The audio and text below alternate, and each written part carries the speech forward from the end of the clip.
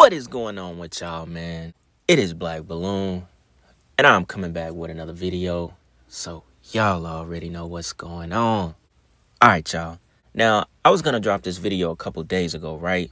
But I think I did one of the other videos we did recently first. And what made me think about going into Violetta Wallace and the Biggie Smalls situation, when we first reported on Angie Stone and we were talking about all of the celebrities who had died in late February, right? Remember, it started with Gene Hackman, and y'all mentioned that Biggie Smalls' mom had also passed away. I just happened to stumble upon this article, right? And it has to deal with Biggie Smalls' estate, which we know his mom was mostly in charge of, and also two other guys who were very close to Diddy at the time when Biggie was alive. Those two guys we're going to get into a little bit later. They took over the estate immediately after Biggie died, before his mom really learned the music industry and, eventually took over, right? I came across an interview with Gene Deal on the Art of Dialogue. He just happens to talk about this deal that was taking place right before Biggie Smalls' anniversary death, which I think is March 9th, right? His mom dies before that. She literally passes a couple of weeks before Biggie Smalls' death anniversary. And she also dies right before they are about to strike on a $200 million deal of Biggie Smalls' estate.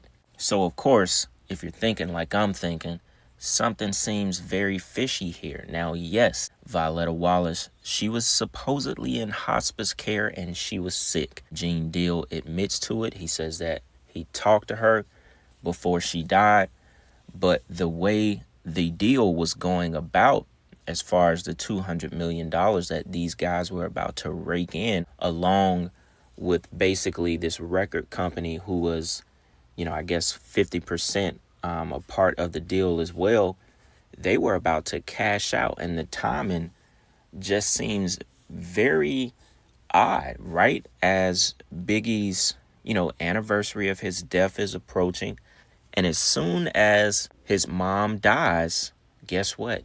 Today, or actually yesterday, they actually announced the deal for $200 million over Biggie's estate, name, image, and likeness, or at least a very big portion of it. So it turns out Gene Deal was actually correct, because we're going to read from that article here in a second, but I'm going to go ahead and let y'all hear Gene Deal talking about it. And it kind of, it didn't surprise me when I looked it up yesterday for this video. And I was like, wow, the Gene Deal interview is about a week old, maybe about a week and a few days. And just a week later, they actually made the deal happen. So it goes to show you, I always think about that Cat Williams thing, and I can throw that clip back in here. Money is made all the time off of these deaths. It doesn't matter. We're talking about Biggie. So even 20 plus years later, they are signing $200 million deals for his estate. In business, nothing is coincidental, or you would be hearing who's losing money.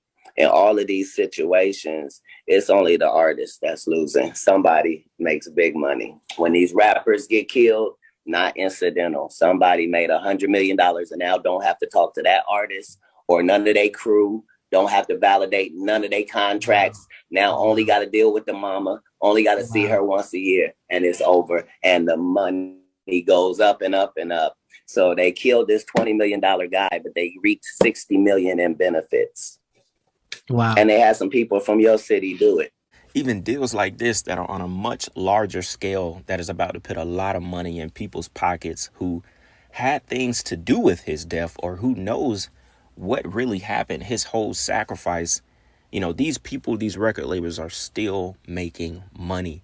And the reason I brought up the Cat Williams thing, when he was talking about rappers being killed in their own city, and now the label only got to deal with the mama.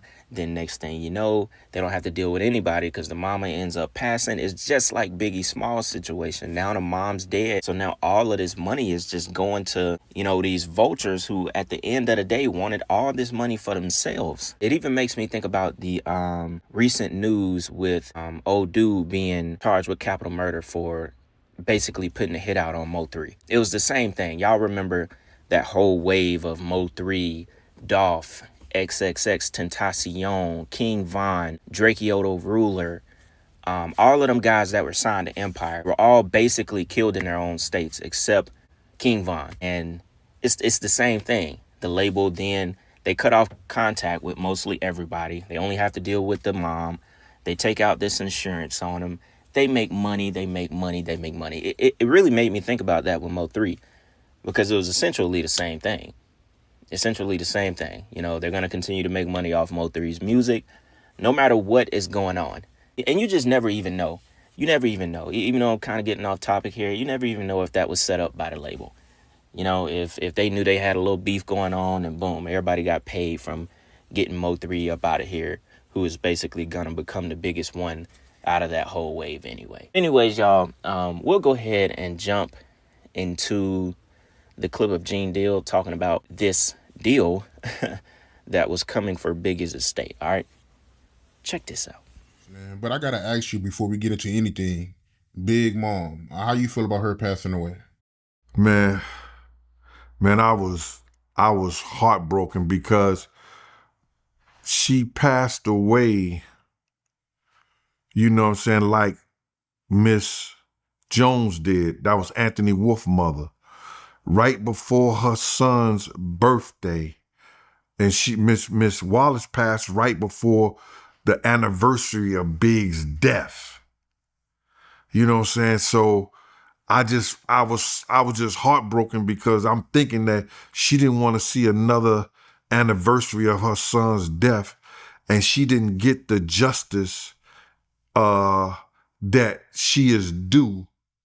And it was heartbreaking to see that she had passed before she could see the outcome of Diddy's trial, the outcome of Keefe D's trial, to see if this dude, Diddy, is the monster that he has shown by all the different lawsuits, by all the different charges and the allegations against him.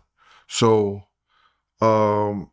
it was just heartbreaking, man, to see Miss Wallace pass like that. I had just talked to her about a month or so ago, and she gave me her blessings to keep doing what I was doing. She even said, yo, Gene, I watch you. Yo, you're doing a good job. You understand? I said, do you watch me or do you watch the Art of Dialogue, Miss Wallace? She laughed and everything like that, man. But she was to hear her give me her blessings and tell me to keep going and keep doing, put a battery in my back, bruh. So I don't have no problems. Can't nobody say nothing to me. Can't nobody, and they can say whatever they want to say to me. Big's mother told me to keep going. Big mother's told me to do what I'm doing. Big mother gave me her blessing before she died. Got it on my man John paperwork, Countdown John had it on tape and everything. So man, listen here, bro. It's hard, man, to see these women not get the justice that they need, for their heart. And I just believe, man, she may have been sick, but she probably died of a broken heart, bro. She probably died of a broken heart, man. And she didn't want to see another March 9th. And I just hope God bless her soul. Yeah, that's heartbreaking to hear, man. Her dying without knowing who killed her son. Yeah, that's terrible, man. And I'm hearing that, Big Catalog, they trying to sell that. You know anything about that? Yeah. Yo, it is crazy because knowing this lady was sick and she was in hospice, bruh, these guys, Wayne Barrows and Mark Pitts, went on and started working out deals, to allegedly sell Big's publishing, his marketing, all his rights to everything Notorious Big. And I think the company Pave, who have Tina Turner, Whitney Houston, Luther Vandross, they have a lot of other people publishing and everything like that. They are working out a deal for them. Because it ain't for Miss Wallace. It ain't for Big's kids. And the article that I read, the executors of that is Wayne Barrow and Mark Pitts. Those are the dudes that Puff put into play with them. I can't believe this. These are the dudes that when Big died, they took over the the marketing and the publishing and everything. And what I mean by the marketing and publishing, anything that had to do with Big's business, Miss Wallace didn't know nothing about the music business. It was Mark Pitts and Wayne Barrows and them that managed Big, that took over that thing for him, but they were Puff boys. I guess it paid off. Because now they looking to get 100 to 150 million on this whole thing. They looking to get 100 to 150 million, bro. It didn't say nothing about Big's kid, CJ, Tatiana, or they didn't even say nothing. You know, it ain't say nothing about Faith. But they about to get paid. And they were placed there. And we talked about that on the Art of Dialogue several times, man. This is crazy, man. Yo, it's just sad, bro. It's sad. But like they say, it is what it is. So the people she has around her is in cahoots with Diddy. They only around her for his benefit. Well, listen here, bro. With the knowledge I gave Ms. Wallace on the week of what happened to Big when he got murdered, on the knowledge I gave her, she was supposed to be suing Arista and Bad Boy Records.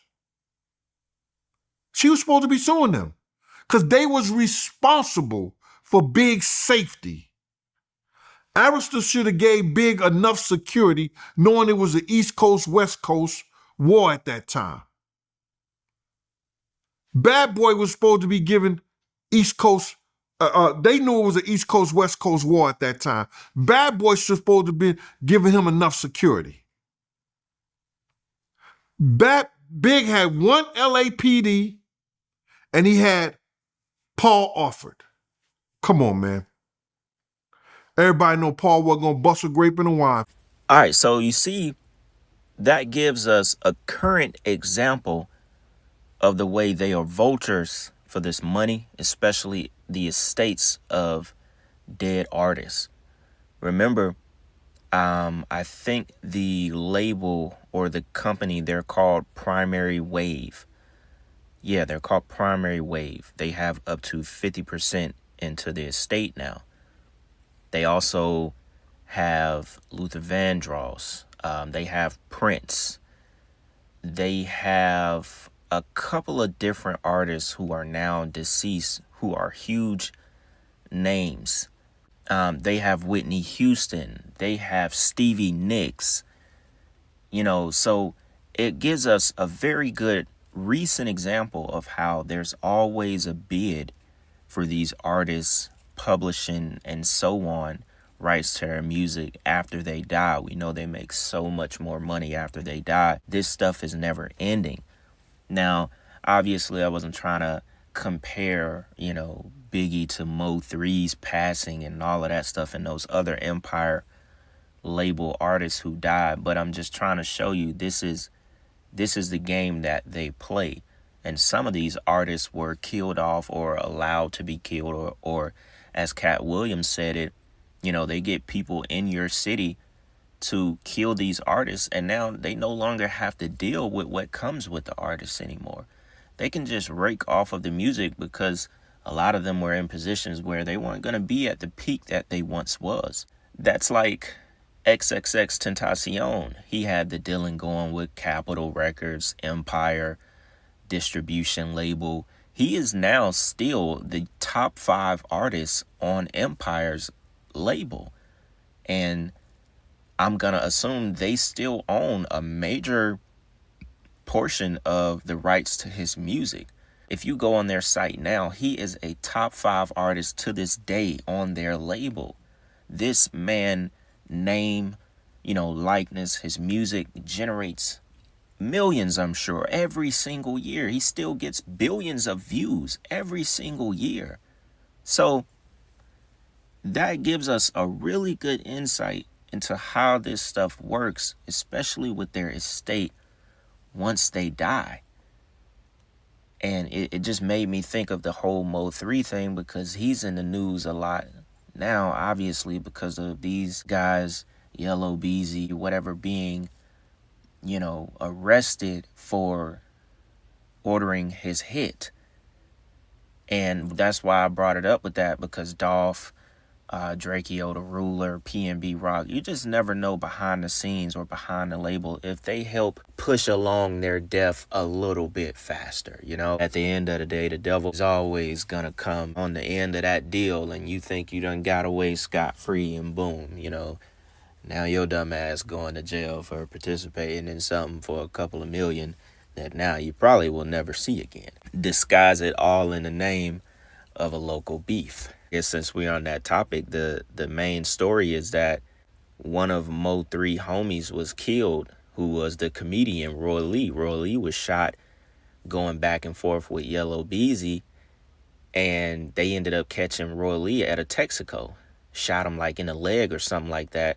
And a couple of months later, he ended up dying from complications of that gunshot wound. I think he caught blood clots that led to his lungs.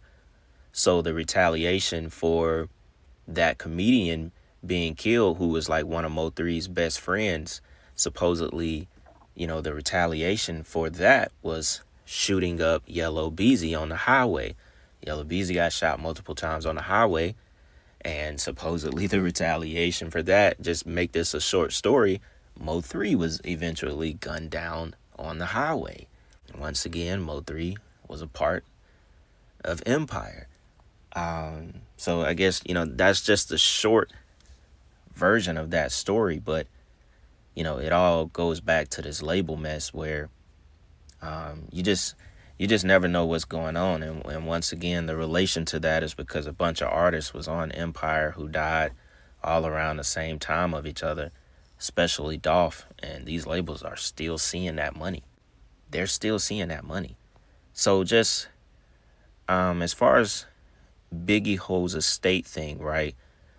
This just came out yesterday, and it says the exact financial terms of the deal were not disclosed, but reports suggest that overall value of Biggie Smalls' estate is estimated at $200 million. Now, Primary Wave, they reached a deal. Supposedly, they say that Violetta Wallace, Biggie Smalls' mom, made the deal go through, or she approved the deal and got it done before she died. For some reason, it just makes me feel like they're gonna mention that so it doesn't have any blowback, like, oh, they went behind her to do all of this, do all of that. But you heard Gene Deal say these guys were making that deal knowing that she was dying and probably nudging her so they can gain, because they sure did announce the deal a month later. Literally, you could say today, I think the first article was reported on the 20th. They announced it just 1 month. She died February 21st. They announced it 1 month after she died that, yes, this deal has now gone through. And those people that, Gene Deal was claiming are going to benefit from this, Mark Pitts and Wayne Barrow, that they were negotiating the sale of Biggie's catalog without the full understanding or benefit of the Wallace family. So he's saying this ain't got nothing to do with the family. Damn sure don't got nothing to do with Faith Evans or the kids. Now, obviously, we just can't straight up confirm that. You know how this industry is. And the timing of it, to me, is just, it says that we knew she was finna die, or hell, maybe we pushed along her death a little bit more and go ahead and get this deal. We get this money. She gone. This is all us now.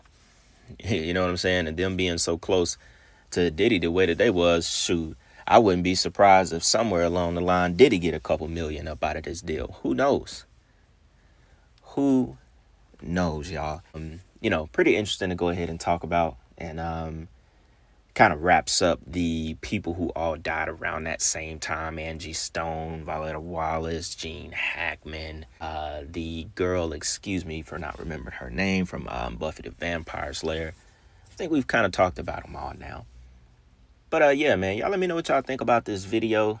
The Biggie situation, the estate, his mom possibly being pushed, further along, that she was already sick, maybe even being sacrificed for this deal to go through.